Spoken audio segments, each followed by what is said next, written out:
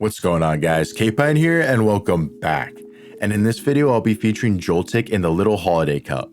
JOLTIK having access to the fast move of Sucker Punch and two decent charge moves in terms of both damage and pacing makes this Mon a real threat. And what's even better, it's JOLTIK. How could you not love using it? So it took me a little bit of time finding a team that worked in this cup, but eventually I settled on this one and it's had very consistent results for me. Of which I'm happy to announce that yes, JOLTIK has been the star of the team. You could run the Shadow variant if you want to, but I prefer the regular because of an example you'll see later in the video. Diggersby on the safe swap, we all know what it's about by now, and Ducklett on Water Gun due to the nerf of Wing Attack as the closer. You could run Brave Bird on it for that nuke move if you want, but I prefer Aerial Ace for just a bit more consistency. And with that, let's get right into the battles. Alright, game's first battle, we lead JOLTIK into Miltank. Now you may think this is a little bit of a core breaker to the team because rollout is dealing super effective to the JOLTIK and it's dealing super effective to the Ducklett, but it is not. JOLTIK is such a beast in this cup that not only can it tank the rollouts and a body slam, but I can get to this discharge no problem, do massive damage to that Miltank or force a shield, and then I can swap out into my Diggersby. Another way you could play that would be by going for the cross poison instead of the discharge, make sure it's on good timing, and then catch the second body slam on your Diggersby. That way you save an entire cross poison on your JOLTIK for later, just in case it could be more valuable somewhere else, and you catch it and make them waste that energy on your Diggersby, since Diggersby is a little bit more of a bulky mon for Little Cup standards. They come with a Cottony, they end up giving their second shield on that Cottony against the Diggersby. I'm perfectly fine with that because even though these water guns are resisted, I will be able to get a water gun down and leave with a ton of energy on my Ducklett. My opponent doesn't want that to happen, so they're going to hard swap back into the Miltank. We will give up our final shield, land an Aerial Ace to our first shield, land an Aerial Ace to take out that Miltank.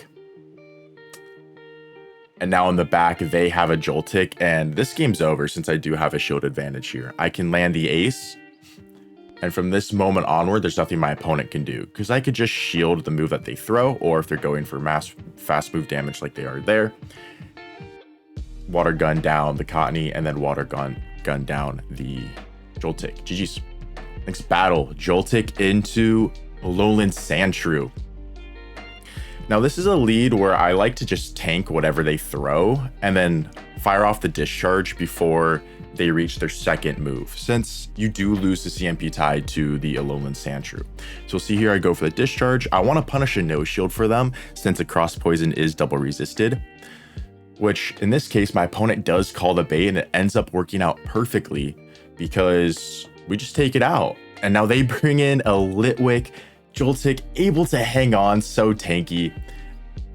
Force that shield with the discharge, and now we have a fantastic answer to Litwick, which only has fire type moves in the Ducklett. They come in with their Drifloon, and this is just a game over. We can debuff their attack with a Bubble Beam, come into Diggersby, and now this makes it where those Astonishes, which are already doing no damage, are doing even less, as well as an Icy Wind be less threatening, where we could now tank 2 if we even wanted to. Making sure throwing good timing here, going for the Fire Punch, which is neutral. It will get their final shield.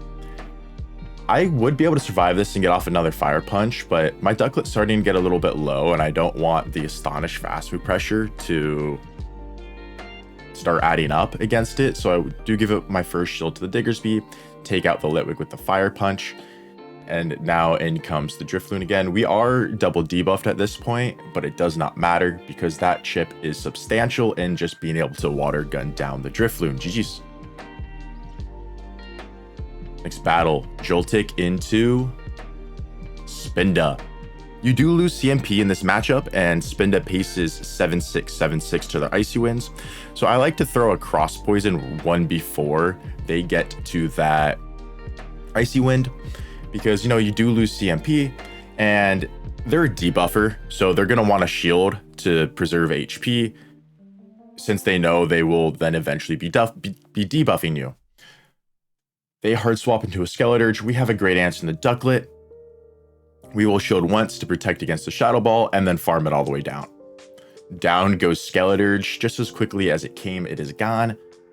I'm going to see what my opponent wants to do. And that's a very annoying glitch in the Little Cup right now, where once you KO a Pokemon, they just sit with 1 HP on your screen until they bring in what their next mon is. And that's so annoying because sometimes it's like, well, did I KO them? Did I not KO them? And you just kind of get stuck in a little in between there, along with, you know, just how weird the visuals are. So quite unfortunate that the Cup is having that problem, but it's okay. It's honestly, y'all know me, I'm not much of a Master League guy, so it's much better than that option. So I'm gonna let that go. Down goes the Ducklett, and then Joltik can just easily just sucker punch down the AWAC, and that is a good game. GG's. Next battle, a little bit of a core breaker here in the Unova Stunfisk. We are able to do okay damage to it with the sucker punches, which is kind of our only saving grace in this matchup because cross poison's double resisted and discharge is triple resisted. But I will go for discharge anyways because I think it's a little bit higher DPE here still, or just base damage, even though it's triple resisted because it has stab. But my opponent ends up giving a shield to that. I'm like, you know what? That's perfect. That's amazing. We'll take it. Bringing my Diggersby in here, I'm just going to get up a ton of energy. My opponent swaps out, trying to make a catch the Fire Punch onto their Spinda, but I'm not going to let that happen, and I'm going to fire off the Scorching Sandsby for that Icy Wind. Does end up getting their final shield, and I'm okay with that. Because I know that my Ducklett in the back, even though it's weak to that Ufisk, does have super effective damage with the Water Guns, and I will be able to take advantage of that shield advantage that I have here. So even though I'm debuffed, Scorching Sands plus 1 more quick attack will be enough to KO the Spinda. See what they want to come in with. Most likely it'll be their 3rd Pokemon, but no, it's actually the Ufisk. I read the combo play and I catch the Mud Bomb on the Ducklett. So what was already an advantageous matchup is just now so heartbreaking for my opponent, as they have a Shadow A-Slash in back. And actually, because it's a Shadow A-Slash in back, if I didn't catch that Mud Bomb, this would actually be a little bit of a tricky end game. But we need not worry. We did catch that move, and we are now in a great spot here because I can shield this, Water Gun down, and land a Bubble Beam onto that Ufisk and take him out. That's a good game. GG's to my opponent.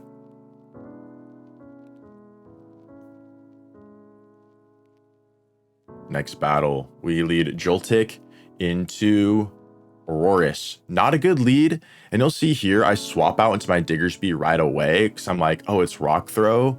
Like, let me try and not play for Switch in this matchup, but let me try and play for like an Energy Lead on my Joltik later on if they end up swapping out, which they do, and they bring in a Ducklett, and it's just like, okay, this is kind of just a hard counter game right now, right? But what I do actually recommend is throwing a Sucker Punch first, because not all Aurorus are on Rock Throw. Some could be on Powder Snow. Reading that fast move, if it's Powder Snow, you're going to stay in with your Joltik. If it's Rock Throw, then you'll swap into your Diggersby and play it like how I said. Try and get some sort of energy lead onto your Joltik later. My opponent gets DRE, and that is so unfortunate, because if I was able to get that farm down and still have a decent amount of health left, I feel like I could take advantage of the situation. They do come in with Diggersby, which is a nice play, and honestly, you know what? If it was anything but Diggersby in the back, I felt like I could have taken advantage of it if my opponent didn't get that last move off. But either way, if they did or did not, like, I have no shot here. This is just an impossible team for me to beat. I'm still going to try it out, see what I can do, see how close I can make it, because, you know, maybe my opponent makes a mistake somewhere in here. So, you know, it's not over till it's over. And, you know, these Water Guns are shredding, and I'm like, okay, I'm going to go for this Bubble Beam, lower the attack, and hopefully, just hopefully, it will be enough for me to survive the Rock Throws to get a little bit more Water Gun damage off against the Diggersby. But it's not. My Ducklett is just too low that they do get the quick attack down, and they are able to take it. GG's. Next battle, Joltik into Alolan Sandslash. Same game plan as the Sandshrew, except A-Slash, it's a stab Ice Punch versus an A-Shrew is a non-stab neutral, Night Slash. So I do decide to give up a shield on this one. Want to preserve my Joltik a little bit here. And now I'm going to go for the Discharge again to punish that no shield, which they do. They bring in Diggersby, so I'm going to pivot out into my own Diggersby, because if they swap out, I get their digs aligned to my Ducklett, and it's probably just going to be a GG's at that point. As well as we bait out their Ducklett, so my opponent's like, okay, we have a good matchup here, right? But once my Diggersby goes down, after doing all this Fire Punch and Quick Attack chip damage, my Joltik can just take care of it, and then it's a one-on-one Diggersby into Ducklett. So this match is over at this point. And a little quick note on the Diggersby matchup: in a one-stage difference like this, where Scorching Sands is double resisted and Fire Punch is single resisted, they both do the same exact damage since the Elemental Punch buff. So Fire Punch is the better move to go for, because again, they're doing the same amount of damage.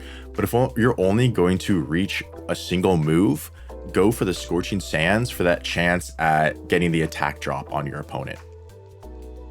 And here, my opponent sees that Ducklett, so they do concede. GG's. Next battle. Joltik into Ducklett. Good lead for us. Since the Sucker Punch damage does add up over time, we do outpace the Discharge before they reach the Bubble Beam or Aerial Ace, or on the CMP tied to their Bubble Beam or Aerial Ace, which we win. So it's a pretty safe bait going for the Cross Poison, because they're a Ducklett, they're a Bubble Beamer, debuffer, love to bait, as well as Discharge is double super effective. I would just take them out and wipe them from the field. So it's very hard for them to call that bait there.